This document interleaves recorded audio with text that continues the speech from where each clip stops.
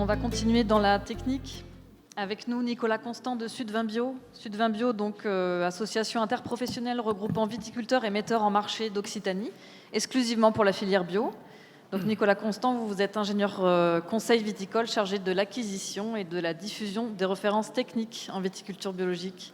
Et vous nous présentez maintenant les grands principes de gestion des maladies en bio. Donc comme il a été rappelé, un point très important, avec un focus spécifique sur celles posant, selon vous, le plus de difficultés, donc mildiou, black rot et flavescence dorée.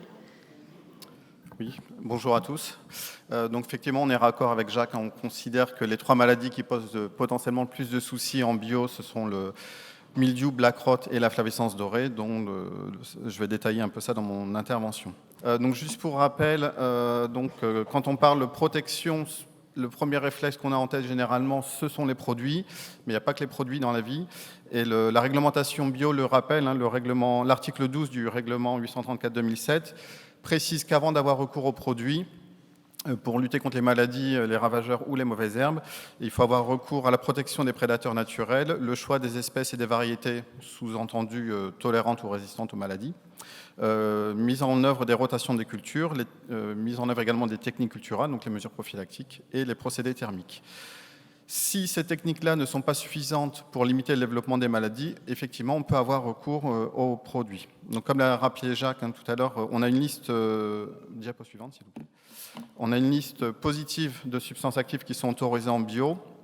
Donc, je ne vais pas entrer dans les détails, juste donner quelques caractéristiques générales pour l'ensemble de ces molécules. Donc, tous ces produits sont d'origine naturelle. C'est l'un des fondements de l'agriculture biologique. Juste pour la petite info, on a plus de 80% des substances actives qui sont autorisées en AB qui sont reconnues comme produits de biocontrôle. Et avec 80%, je pense que je suis un peu léger. On doit être à peu près à plus de 90% maintenant. Aucune des substances actives utilisées en bio n'est considérée comme CMR. Et on n'a pas de problème de résistance par rapport aux maladies, ni aux ravageurs.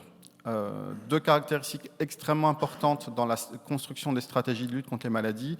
On est uniquement sur les produits de contact.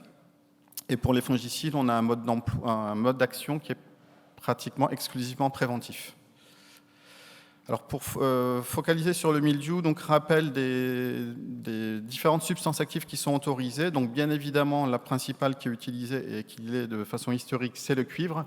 Donc comme le rappelait Jacques, en termes de réglementation, donc en bio depuis quelques années, on est limité à 6 kg par hectare et par an, avec la possibilité de faire la moyenne de ces 6 kg sur plusieurs années. Ça, c'est un point qui est extrêmement important.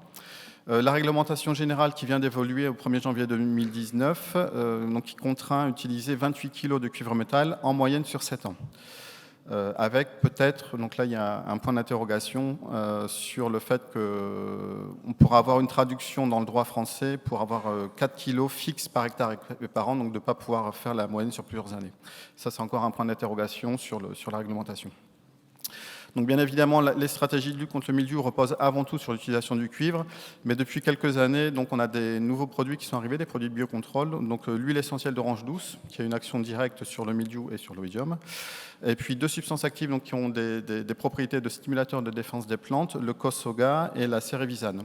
Donc je ne m'étends pas sur ces différents produits de biocontrôle, puisque Marc Chauvelon de l'ITAB en parlera ultérieurement.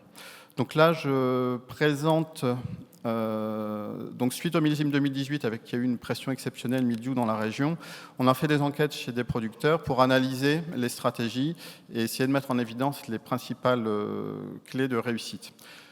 Alors là, je précise, on est dans une situation avec un contexte, enfin une pression mildiou très très forte, voire exceptionnelle. On est dans un secteur aussi avec des fortes vigueurs et des niveaux de rendement élevés. Je prends des garanties. Donc là, je compare 2 calendriers de traitement, donc uniquement sur fin avril, mi-juin, qui est pour moi la période déterminante dans la réussite de la protection. Donc en rouge, on a les traitements et les doses de cuivre utilisées par un viticulteur donc, qui a eu des pertes de récolte assez conséquentes. Donc là, j'ai comparé sur ces 2 domaines le même cépage, le merlot en l'occurrence. Et donc ce viticulteur a perdu à peu près 60-70% de sa production en merlot. Donc ce dont on s'aperçoit, et donc en vert, c'est le viticulteur, donc c'est deux producteurs qui sont voisins, donc des conditions pédoclimatiques comparables. Donc en vert, un viticulteur qui a eu un niveau de protection tout à fait satisfaisant. Donc la grande différence, c'est la cadence, le nombre de traitements qui ont été réalisés. Donc diapo suivant. Donc déjà, alors, si on compare les deux calendriers de traitement, en termes de doses de cuivre sur l'année, on est sur des doses qui sont relativement proches. Donc le premier message, c'est pas la quantité de cuivre annuelle qui fait la réussite, c'est vraiment le positionnement du cuivre par rapport aux épisodes de contamination. Alors, dans cet exemple-là, on est sur des nombres de traitements assez élevés, puisque le viticulteur vert a fait 15 traitements, son collègue 12. Alors, on a fait ce genre d'enquête dans d'autres secteurs avec des pressions un peu plus faibles, et on est sur un nombre de traitements également autour de 8-10. Donc, voilà, cet exemple-là, c'est un peu un exemple assez élevé. Par contre, ce qui est aussi déterminant, au-delà du nombre de traitements global sur la saison, c'est le nombre de traitements avant la fleur. Donc là, le viticulteur qui a eu une bonne réussite a fait 9 traitements. Donc il est vraiment, sur la période fin avril, début mai, a vraiment enchaîné beaucoup de traitements, plus resserré que le viticulteur A. Diapo suivante. Alors sur le Black Rot, donc jusqu'à présent, jusqu'à 2018, on n'avait aucun produit qui était homologué en bio pour lutter contre le Black Rot. Donc depuis la campagne 2019, on a 2 produits qui ont reçu une homologation. Donc ce sont 2 produits cupriques, sachant que donc il y a des travaux notamment de la Chambre d'agriculture du Rhône qui avaient montré qu'il y avait une synergie entre le soufre et le cuivre pour lutter contre le Black Rot. Donc on est dans une situation actuellement, on a des produits qui sont homologués, donc en l'occurrence des produits à base de cuivre, qui ne sont pas suffisants pour lutter contre le Black Rot. Par contre, quand ils sont associés avec des produits non homologués, les soufres mouillables, on peut avoir des résultats très intéressants. Diapo suivante. Alors, un petit focus sur le vinaigre, dont il s'est pas mal parlé en 2015-2016, suite à des recherches de mon collègue de la Chambre d'agriculture, Cyril Cassarini, qui avait montré, a priori, dans des vieux écrits, des résultats intéressants avec l'acide acétique. Alors, juste un petit focus. Donc, le vinaigre, c'est officiellement une substance de base. Donc, il a un statut réglementaire à proprement parler. Par contre, l'usage Black Rot de la vigne n'est pas reconnu en tant que substance de base. Donc, concrètement, le vinaigre n'est pas autorisé sur vigne. Par ailleurs, aucun résultat au vignoble ne confirme son efficacité. Les seuls essais qui ont été faits, c'est Cyril qui les avait mis en place en 2016, c'est sur la sélectivité. Mais en termes d'efficacité, rien ne prouve que l'ajout de vinaigre à une bouillie améliore l'efficacité des traitements. Diapo suivante. Donc, en synthèse, par rapport à la gestion des maladies, donc je mets dans le même lot mildiou et Black Rot, le principal facteur qui va être la clé de la réussite, c'est l'anticipation, le positionnement des traitements avant les épisodes contaminateurs. À partir du moment où on a compris cette règle, on ne peut pas faire de grosses erreurs sur la protection contre ces maladies. Après, bien évidemment, ça c'est un sujet dont on parle très souvent, c'est la qualité de pulvérisation, en attirant l'attention que les contaminations, notamment sur mildiou, se font sur la face inférieure des feuilles. Donc il faut être vigilant à ce que la pulvérisation couvre bien l'ensemble du feuillage et pénètre bien au corps de la souche pour atteindre les grappes. Et ce qui est également déterminant, donc comme l'ont illustré la comparaison des calendriers de traitement mildiou, c'est la maîtrise de la maladie en début de cycle, notamment avant la floraison. Diapo suivante. Ah oui, forcément, sans les animations. Donc sur la flavescence dorée, donc diapo suivante, peu importe. Donc je vous rappelle, la flavescence dorée, donc c'est un phytoplasme, donc c'est je ne sais pas si ça doit marcher par contre. Voilà, c'est une petite bactérie. Ah non, retour en arrière, merci. Donc voilà, c'est une petite bactérie sans paroi qui est transmise à la vigne par l'intermédiaire d'un insecte vecteur, la cicada de la flavescence dorée. Diapo suivante. Donc les moyens de lutte dont on dispose pour limiter la propagation de la maladie, c'est tout d'abord d'implanter du matériel sain, donc des plants qui sont traités à l'eau chaude. Donc là, on est sûr à 100% que le plant qu'on met dans les parcelles est indemne de la maladie.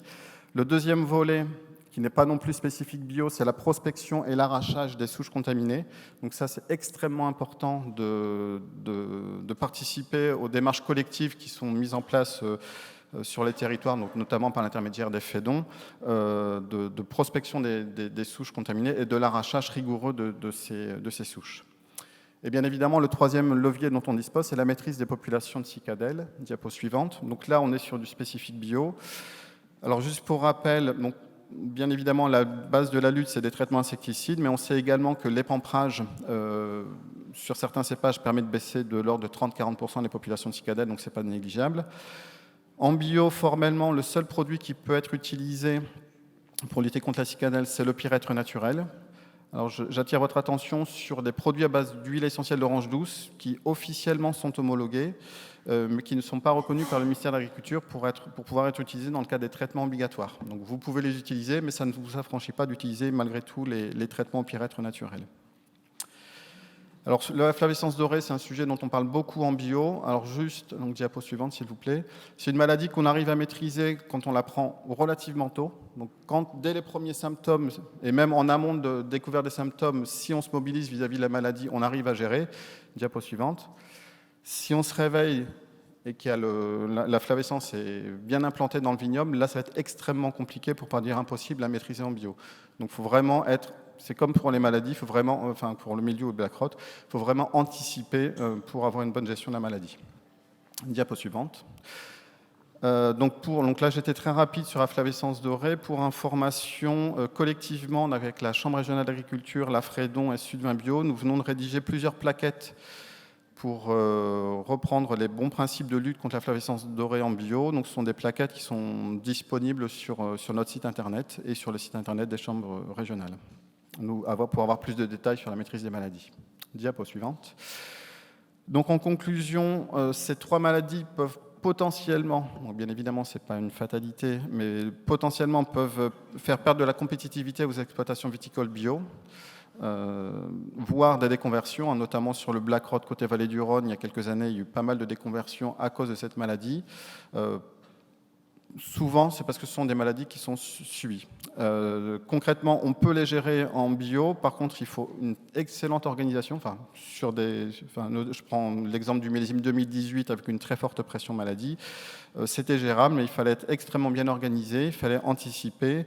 Et il fallait avoir une grande rigueur à tous les niveaux, tant au niveau matériel que ressources humaines. Après, on a un point d'interrogation, comme l'a évoqué Jacques tout à l'heure, par rapport à l'évolution de la réglementation, notamment sur le cuivre, puisqu'actuellement, donc, comme je vous le disais, on est limité à 28 kg en moyenne sur 7 ans. Peut-être que dans les mois à venir, ce sera traduit en France à 4 kg par hectare et par an, sans pouvoir faire la moyenne sur plusieurs années. Donc là, ce serait beaucoup plus compliqué à gérer en bio. Sachant que ça, c'est une première étape. Concrètement, le cuivre est une molécule qui est sur la sellette au niveau européen. Et si on ne retire le cuivre en bio, enfin déjà en viticulture, en règle générale, ce sera compliqué, en bio d'autant plus. Donc il faut être vigilant sur l'évolution de la réglementation. Voilà, merci de votre attention. Et si vous avez des questions, n'hésitez pas. Merci Nicolas. Merci pour ces rappels sur les fondamentaux cruciaux. Oui, une question de Florent Gull. Moi, je voulais revenir sur finalement les trois interventions sur la même question, qui est la question du cuivre, qui était centrale dans les trois. On comprend bien, et ça a été intéressant de le rappeler, qu'on est maintenant dans une limite à redéfinir sur la question de la pluriannualité, ça on est d'accord, mais en tout cas qui est une limite de réglementation générale. Ça c'est important à dire, et on le sait, enfin moi pour avoir suivi comme tout le monde, les discussions européennes, ça a été important que si je veux dire, la viticulture, notamment conventionnelle, s'implique aussi évidemment dans la négociation pour obtenir la reconduction du cuivre, qui était pour certains États membres pas du tout l'option qui était sur la table. Ma question, elle est autour du fait de, finalement, aujourd'hui, techniquement, vous avez été très clairs tous les trois sur la difficulté, évidemment, en bio, et donc la nécessité de travailler avec du cuivre. C'est plus la question pour moi médiatique, surjoué par un certain nombre d'intervenants aujourd'hui, en clair, de dire bio égale cuivre égale problèmes divers et variés que vous avez abordés tous les trois. Or, comme encore une fois les conventionnels, à juste titre, se sont aussi mobilisés, ma question, elle est finalement, est-ce qu'on est capable de savoir quelle est l'utilisation fait notamment par des viticulteurs aujourd'hui en bio ou en train d'être en conversion, c'est-à-dire est-ce que précédemment au fait d'être en bio, il y avait déjà une utilisation de produits cuivrés au même niveau, à niveau moindre, et sinon quels sont les produits finalement qui sont utilisés en conventionnel pour résoudre ces problèmes sur lesquels en bio on ne sait utiliser entre guillemets que le cuivre ou les autres produits dont vous avez parlé tout à l'heure.